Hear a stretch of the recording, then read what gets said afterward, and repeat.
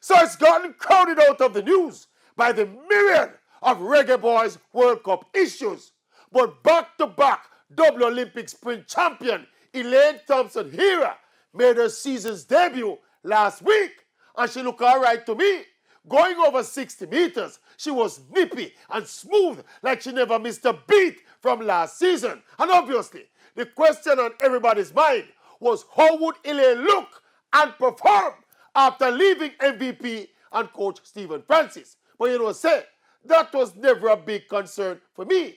If Elaine decides to continue the methods she learned and used at MVP for all those years to take her to the top of the game, Elaine herself must be fully familiar with all that she had to do to get to the level of double Olympic double sprint champion.